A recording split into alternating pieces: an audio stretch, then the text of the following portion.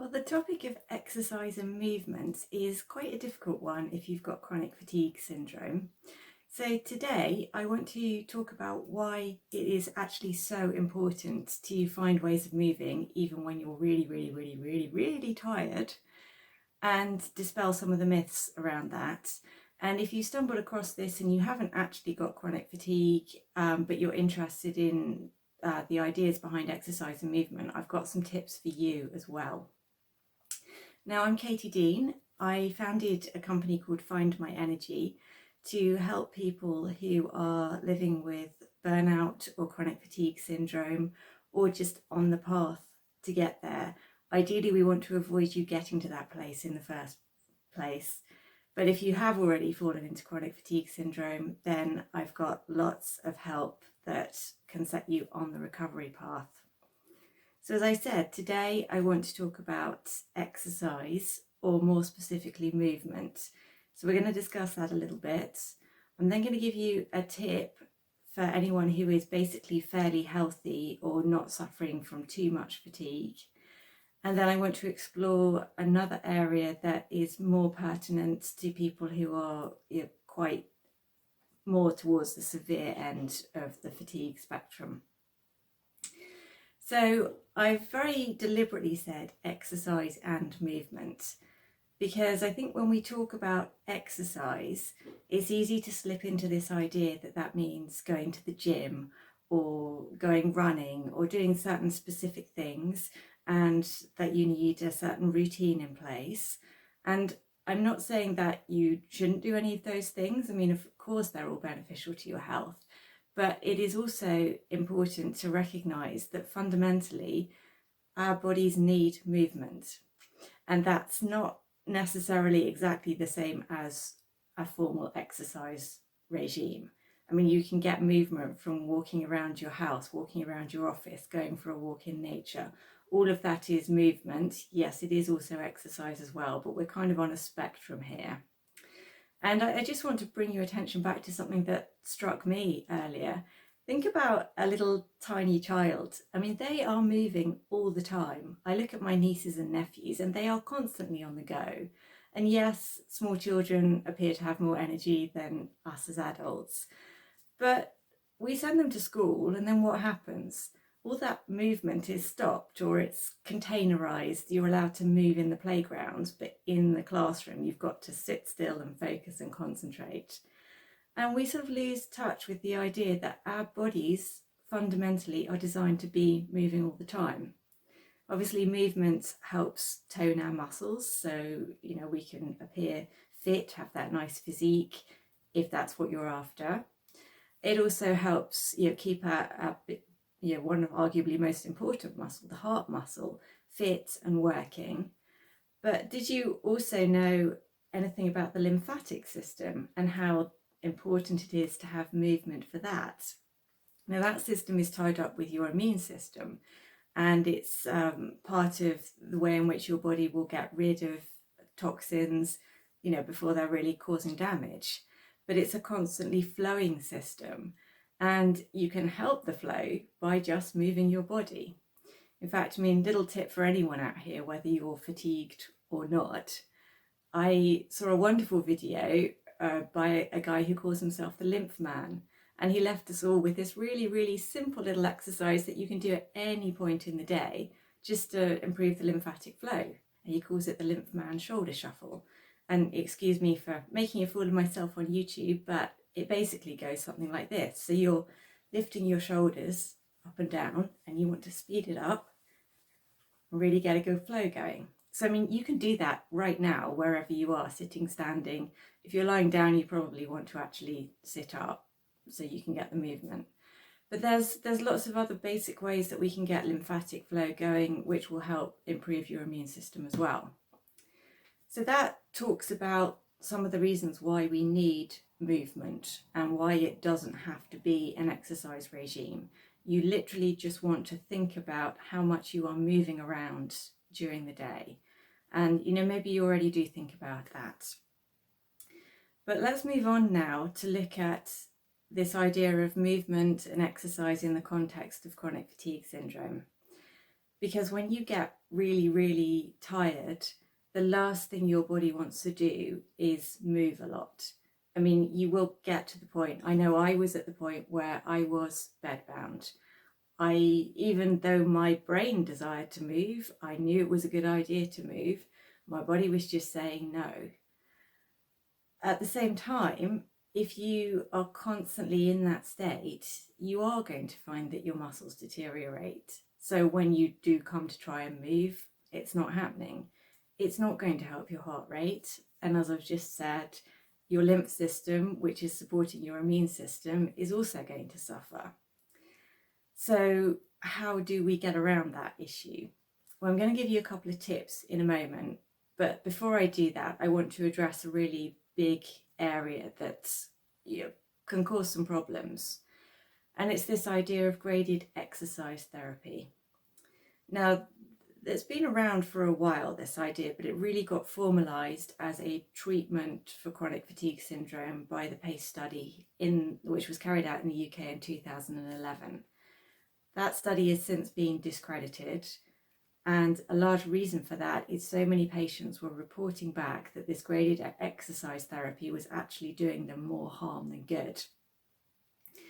Now, I won't go down the whole route of all the details of that, but I just want to explain that the way the graded exercise therapy was typically set up just didn't take into account what is actually happening in your biology when you are living with chronic fatigue syndrome.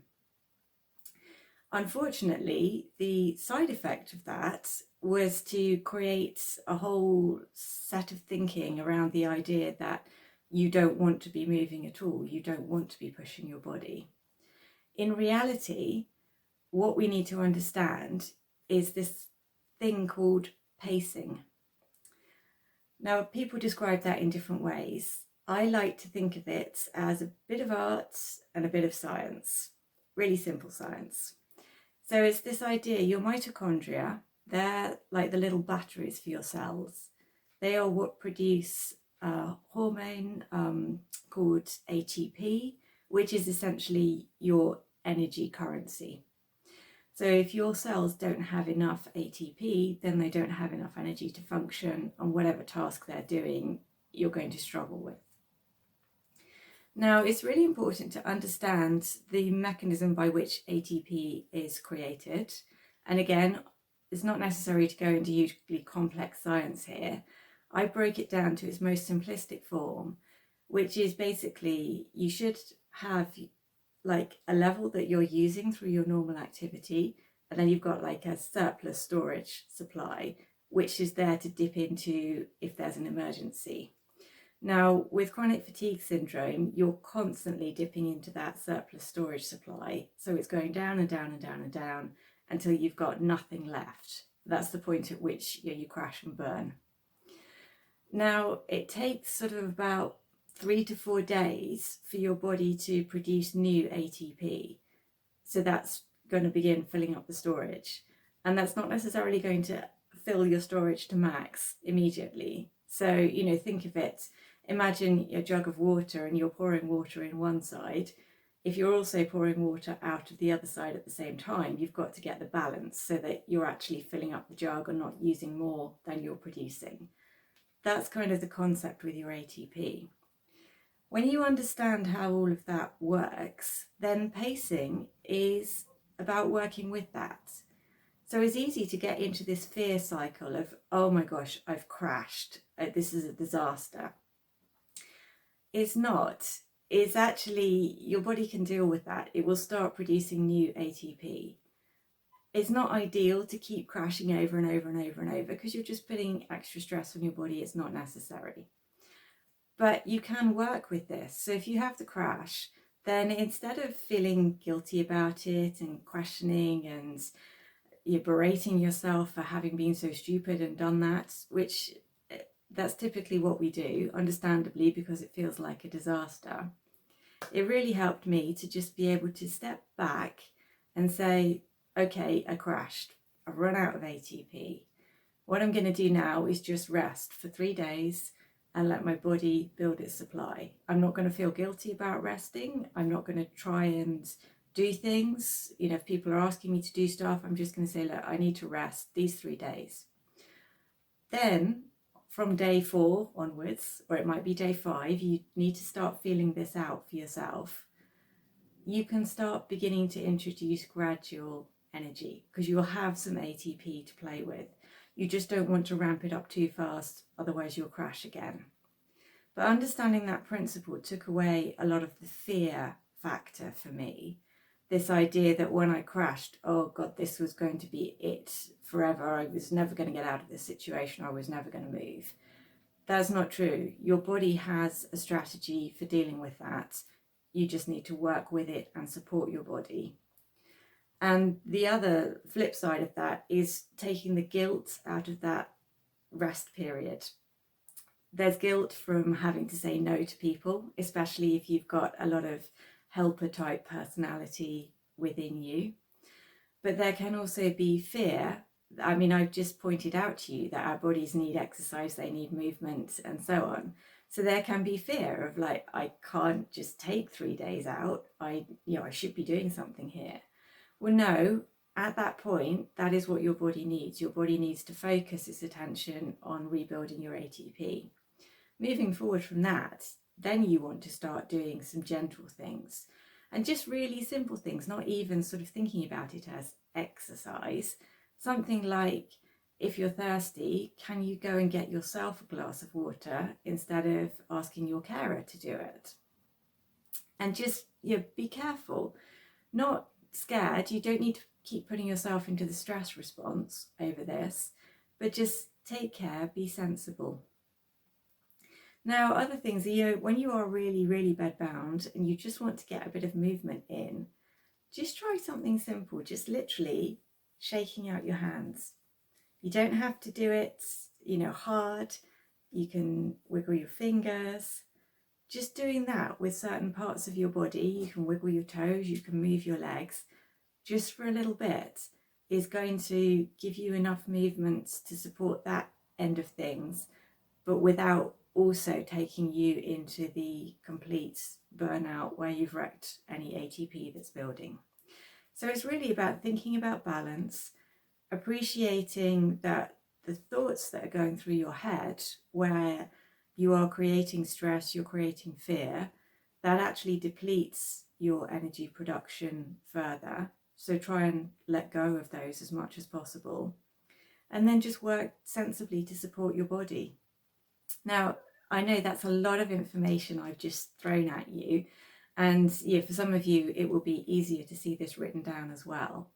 So I actually have put together a free ebook that looks at the importance of exercise, movement, pacing. Basically, it's covering what I've just shared with you here. So I'm going to put a link down below so you can download that so that you can work with that.